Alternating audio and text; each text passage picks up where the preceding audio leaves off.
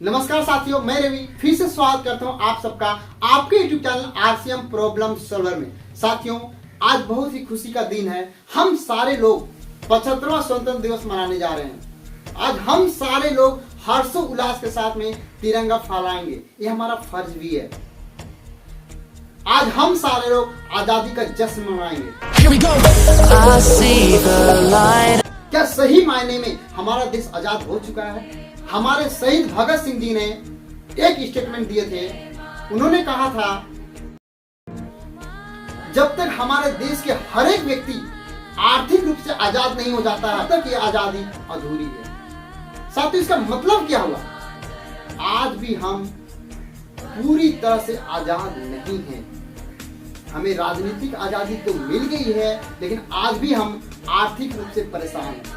आज ही हमारे देश में पर कैपिटा का इनकम बहुत कम है। आज हमारे देश में पैसों के आगे इंसानों को कभी भी मायने नहीं दिया जाता है। अगर आपको ये बात का यकीन नहीं हो, आप उन दिनों की याद करें जब कोरोना काल आया। लोग मनमाने ढंग से दूसरे को लूटने लगे। जिसका कीमत 1000 था, लोग 1 लाख में बेचे, 2 लाख में बेचे। पैसे के कारण न जाने कितने लोगों की जाने चले गई। पैसे के कारण लोगों का इलाज सही से नहीं हुआ। साथियों, कोरोना काल का जो मार अभी तक लोग झेल रहे हैं, यह आपके असली आजादी कहेंगे? बिल्कुल नहीं साथियों। आज हमारे देश में बेरोजगारों की संख्या बढ़ती जा रही है। हमारे देश में एक से एक पढ़े लिखे युवा बेरोजगारी के मार झेल रहे हैं। क्या आप इसको असली आजादी बोलेंगे? साथियों, आजादी का मतलब क्या होता है? आजादी का मतलब होता है हम बिना डरे अपनी मन की हर चीज करें। साथियों, आज लोग डरे हुए हैं। आज लोग डर रहे हैं कि हमको नौकरी नहीं मिल रहा है। आज लोग डरे हुए हैं कि हम पढ़ाई लिखाई कर रहे हैं, पढ़ाई लिखाई करने के बाद नौकरी नहीं मिलेगा तो मेरा क्या होगा। आज लोग पैसे लगाने से डरते हैं। इतना ज्यादा फ्रॉड है, करप्शन है। हर जगह लोग आज डरे हुए हैं। क्या हम इसको आजादी बोलेंगे? आज भी हमारे देश में बेटी बहू सुरक्षित नहीं है। जब भी वो घर से निकलते हैं डरती रहती है, उनके घर वाले डरते हैं। पता नहीं उनके साथ क्या हो जाए। क्या ये असली आजादी है? साथियों, आजादी का मतलब होता है हम राजनीतिक रूप से आजाद तो हो ही जाएं, साथ ही साथ आर्थिक रूप से भी आजाद हो जाए।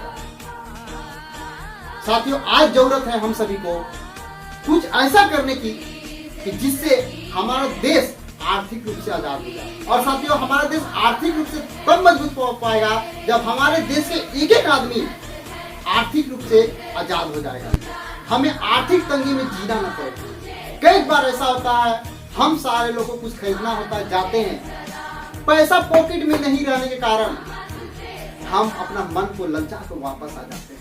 साथियों, आज जरूरत है ऐसे सिस्टम की जिसमें हर एक इंसान को काम मिले और काम की बहुत बड़ी संभावना मिले। इसके अलावा अगर बात करते हैं साथियों, तो हम सारे लोगों को अपने देश के लिए कुछ करना चाहिए, अपने देश के लिए सोचना चाहिए। साथियों, सारे लोगों ने अनिल कपूर जी का एक पिक्चर आया था जिसको आप लोग देखे होंगे। पिक्चर का नाम था नायक। उसमें अनिल कपूर जी एक दिन के सीएम बनते हैं और उसमें बताया गया है कि अगर भारत का हर एक इंसान एक दिन भी पक्का बिल से सामान ले ले तो भारत एक दिन में सोने की चिड़िया बन सकती है। लेकिन साथियों, क्या आप या हम सारे लोग पक्के बिल से वोट लेते हैं? विचार कीजिएगा सर। जब हम YouTube पे गए और नायक पिक्चर के कॉमेंट्स पढ़ने लगे तो लोग वहां पे बोलते थे, काश हमारे देश का हर एक सीएम ऐसा होता, जितने भी सीएम होते ऐसे आते। तो साथियों, ये सिर्फ जिम्मेवारी सरकार के लिए, हम सारे लोगों के लिए। हम सारे लोग से कितने लोग पक्का बिल से सामान लेते हैं? सारे लोग कितने लोग सऊदी से प्रोडक्ट यूज करते हैं? विचार करें। सुबह से शाम तक जो प्रोडक्ट आपके घर में आते हैं उसको जाके देखिए, क्या वाकई में प्रोडक्ट स्वदेशी है? साथियों, बड़ी बड़ी बातें बोलने से हमारा देश महान नहीं हो जाएगा। हमको अपने देश के लिए कुछ करना पड़ेगा, तब जाके हो पाएगा। सिर्फ बोलने नहीं बल्कि करने की बात आती है। साथियों, आज हमारे देश को आर्थिक रूप से आजाद करने के लिए, हमारे देश को असली आजादी दिलाने के लिए आज कहीं भी कोई सिस्टम नजर नहीं आता है।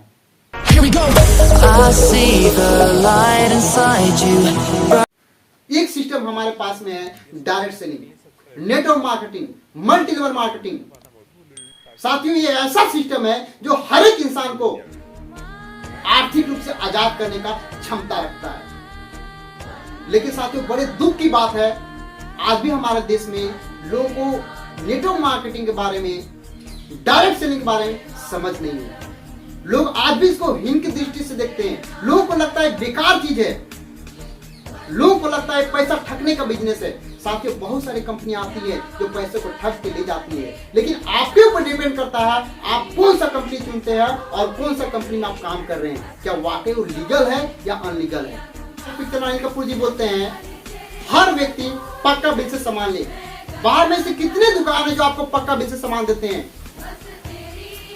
हम सारे लोग कुछ पैसा बचाने के लिए पक्का बिल ही नहीं लेते हैं, जिसका फायदा दुकानदार उठाते हैं और वो टैक्स चोरी करते हैं। और टैक्स चोरी करते तो भारत सरकार के खजाना में पैसा जाता नहीं है और हम मांगते हैं, रोड मांगते हैं, बिजली मांगते हैं, सड़क मांगते हैं, इंदिरा आवास मांगते हैं। सरकार के खजाना में रहेगा तो देगी ना। हम सारे लोग अपना कर्तव्य को समझ के हर व्यक्ति को पक्का बिल से सामान देना चाहिए। और ये जो सुविधा है आपको कहीं भी कोई दुकान में नहीं मिलता सिवाय डायरेक्ट सेलिंग का। आज बहुत सारे डायरेक्ट सेलिंग है जो लीगल है। आप लीगल कंपनी को पहचाने और वहां से प्रोड कर दें। पहला तो स्वदेशी होना चाहिए, दूसरा लीगल होना चाहिए। वो आपको पक्का बिल देगा, आपका भी विकास होगा। साथियों, आज माफ कीजिएगा, बहुत सारे लोग जिनको कब बोलने का कल नहीं है वो एमएलएम को परिभाषित करते हैं गलत है। अगर आपको साथ डॉक्टर बनना है तो आपको डॉक्टर जो बना है उससे परामर्श लेना चाहिए, ना कि रिक्शा चलाने वाले से परामर्श लेंगे। अगर आप रिक्शा चलाने वाले से परामर्श लेंगे तो क्या बोलेगा, डॉक्टर हमको आइडिया नहीं। अगर आप कोई ऐसे व्यक्ति से पूछेंगे जो डॉक्टरी कर रहा था और आधा में छोड़ के चला गया, तो क्या बोलेगा, भाई बेकार है डॉक्टरी, मतलब बहुत हार्ड है, नहीं हो पाएगा। लेकिन जो वाकई में एक अच्छा डॉक्टर है उससे आप जाके मिले, उनसे बात करेंगे, सर हम डॉक्टर बनना चाहते हैं, क्या करें, वो आपको गाइड करेगा। ठीक उसी तरह से जो व्यक्ति सही एमएलएम में है वो आपको गाइड कर सकता है कि एमएलएम क्या होता है, डायरेक्ट सेलिंग क्या होता है। हम यहाँ से अपने साथ साथ और लोगों की भी जिंदगी बना सकते हैं। हम अपने साथ साथ अपने पूरे भारत को सोने का चिड़िया नहीं बल्कि डायमंड बना सकते हैं। एमएलएम एक ऐसा सिस्टम है जिसमें हर एक व्यक्ति की अवसर होता है। यहाँ पे कोई भी भेदभाव नहीं होता है, कोई धर्म, कोई जाति, कोई नस्ल, कोई रंग भेद कुछ नहीं होता साथियों। हर एक इंसान के ये समान अवसर इसमें। एमएलएम में पूंजी बहुत कम लगती है। जरा विचार करें, आज हर एक इंसान हमारे देश को सबसे पहले गवर्नमेंट जॉब को प्राथमिकता देता है। जब गवर्नमेंट जॉब नहीं हो पाती है तो प्राइवेट जॉब में चला जाता है। जब वहाँ भी कुछ नहीं कर पाता है तो वह बिजनेस की ओर आता है और बिजनेस में कहीं न कहीं अपने खेत, अपने पशु, अपने कुछ प्रॉपर्टी को बेच के बिजनेस में जाता है और बिजनेस का आइडिया नहीं रहने का वो लोग में चला जाता है। साथियों, ये एक ऐसा सिस्टम है जिसमें आपको पूंजी के नाम से बहुत सी लागत लगती है या तो लगती ही नहीं। एमएलएम में संभावनाएं अनंत है। साथियों, आपके एरिया में एमएलए का चुनाव हुआ होगा, उसमें हजारों लोग लड़े होंगे लेकिन एक व्यक्ति एमएलए बना होगा। प्रधानमंत्री जी का सीट एक है, हजारों लोग लड़ेंगे लेकिन एक व्यक्ति बनेगा। मुखिया का चुनाव हजारों लोग लड़ेंगे लेकिन एक सीट है, उसमें एक ही दावेदार होगा सब। एमएलएम में, डायरेक्ट सेलिंग में हर व्यक्ति अपने आप को सिद्ध कर सकता है, हर एक व्यक्ति अपने आप को सफल बना सकता है। उसके अंदर जितनी क्षमता है वो उतना बड़े लेवल तक जा सकता है साथियों। और अगर बात किया जाए साथियों तो पूरे दुनिया में डायरेक्ट सेलिंग से बेहतर विकल्प कहीं नहीं है। आप कोई भी काम करेंगे, आप डॉक्टर बन जाइए, इंजीनियर बन जाइए, चार्टर्ड बन जाइए, रिक्शा चलाइए, मजदूरी कीजिए, कुछ भी काम कीजिए, आप सिर्फ अपने लिए करेंगे या आप अपने सैलरी से 10, 15, 20 आदमी को हेल्प कर पाएंगे? बिल्कुल नहीं हो पाएगा सर। आप 50,000 महीना कमाते हैं तो क्या आप अपने घर के सारे लोग, अपने पड़ोसी के सारे लोग, अपने रिलेशन के सारे लोग 50,000 महीना कमा सकते हैं? ये हो नहीं सकता साथियों। लेकिन मल्टी लेवल मार्केटिंग ऐसा सिस्टम है जहां पे आप 50,000 कमा रहे हैं तो आप अपने से लाखों लोग को तैयार कर सकते हैं, लाखों लोग को इनकम दिला सकते हैं साथियों। जो लोग डायरेक्ट सेलिंग को गलत सलत बोलते हैं और जो लोग डायरेक्ट सेलिंग के बारे में बिल्कुल जानते ही नहीं है वही गलत बोलते हैं साथियों। जब भी हम लोग किसी से डायरेक्ट सेलिंग का चर्चा करते हैं तो लोग इस तरह से मुंह बनाते हैं जैसे हमने उसका सारा चीज लूट लिया हो। डायरेक्ट सेलिंग से किस चीज का एलर्जी है आपको? डायरेक्ट सेलिंग से किस बात का डर? डायरेक्ट सेलिंग आपको मौका देती है अपने आप को साबित करने का। डायरेक्ट सेलिंग आपको मौका देती है अपने घर को, अपने परिवार को, अपना समाज को, अपने देश को मजबूत करने का। डायरेक्ट सेलिंग एक ऐसा सिस्टम है जो एक व्यक्ति को फर्श से लेकर अर्श तक का सफर करा देती है साथियों। और जो व्यक्ति डायरेक्ट सेलिंग को समझ नहीं सकता है, जो व्यक्ति डायरेक्ट सेलिंग को कर नहीं सकता है, वो क्या आजादी के लिए काम करेगा साथियों?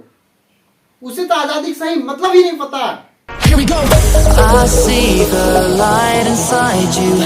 हम लोग जब भी किसी से डायरेक्ट सेलिंग का बात करते हैं तो वो लोग सीधा जवाब देते हैं एमएलएम बहुत मुश्किल है, नहीं हो पाएगा हमसे। क्या मुश्किल है सर और क्या आसान है? क्या गरीब रहना आसान है? जब भी कुछ चीज की जरूरत पड़ती है, खरीदना होता है, हम अपना पॉकेट के हिसाब से खरीदते हैं। बच्चा खिलौना का डिमांड करता है, बोलते खिलौना खराब है बेटा, आज दुकान बंद था। आज दुकान बंद नहीं थी, खिलौना खराब नहीं था, हमारे हालात खराब हैं और हम बच्चा को चाटा मारते हैं। चाटा अपने गाल पे मारना चाहिए। अगर हम गरीब हैं, क्या गरीब रहना आसान है? अपने फैमिली के लोगों का हर एक सपना को पूरा नहीं कर पाना आसान है? क्या साथ है बेरोजगार रहना आसान है क्या? आज हमारे देश में लाखों करोड़ों लोग बेरोजगार है, क्या आसान है? कई लोग घर में बैठे रहते हैं, कुछ अच्छा हो जाए इसका इंतजार करते रहे, क्या आसान है? घर में पड़े हुए रहते हैं, माँ बाप टॉर्चर करते, समाज टॉर्चर करता कि लड़का कुछ करता नहीं है, क्या ये आसान है? घर की शांति भी उनको परेशान करती है साथियों। ताना सुन सुन के कितने लोग सुसाइड कर लेते हैं, क्या ये आसान है? फिर नौकरी की तैयारी करते करते आधा जीवन पूरा बर्बाद कर देना, क्या आसान है? आसान तो कुछ भी नहीं है साहब। खेती करना भी आसान नहीं है, मजदूरी करना भी आसान नहीं है, डॉक्टर बनना भी आसान नहीं है, इंजीनियर बनना भी आसान नहीं है। कुछ भी चीज लाइफ में आसान नहीं होता साथियों। अब ये डिपेंड करता है हम सबको, कामयाब होना आसान है या तो गरीबी में मर जाना आसान है। क्या जिंदगी भर हम पैसा के लिए रोते रहेंगे, क्या ये आसान है? या तो एमएलए में आके अपना जिंदगी को अच्छा बना ले, ये आसान है?